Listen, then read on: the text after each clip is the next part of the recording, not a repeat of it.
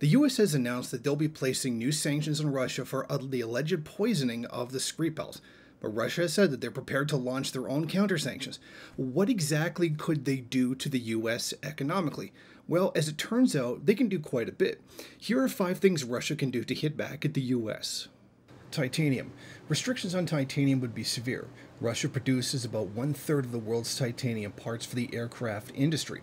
The company, Avisma, provides about 40% of titanium components for Boeing and 60% for Airbus, and covers all titanium components for Brazil's Embraer. It would be extremely difficult for American companies to obtain replacement high-quality titanium alloys. Airspace. Given Russia's position in both Europe and Asia, it makes the airspace for travel pretty important. Russia could propose higher tariffs for the transit use, which would drastically increase the cost of all cargo and passenger flights. In fact, Russia could ban them altogether, causing massive turmoil and costs for the US airline industry. Liquefied natural gas and other energy. Russia has $8 billion in exports to the US in petrochemical products.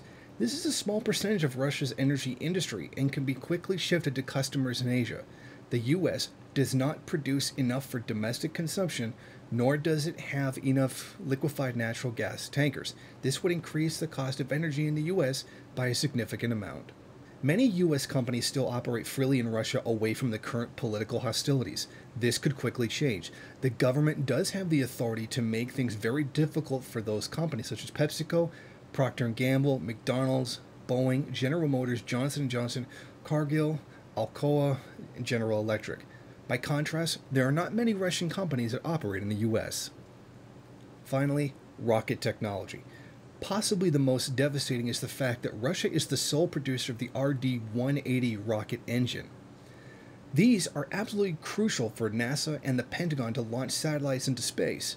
As it is, the US cannot afford to stop purchasing them because there is no US alternative to the technology. US rocket technology is not up to par, and in fact, it is severely lacking. So as we can see, Russia has plenty of options when it comes to retaliating against US sanctions. Perhaps it would be beneficial if the US were to think twice about them. Thank you for watching. If you like this program, then please head over to my Patreon page and set up a monthly donation. It's your donations that keep this program running. Also, if you would like, please rate, comment, subscribe, and share in various social media.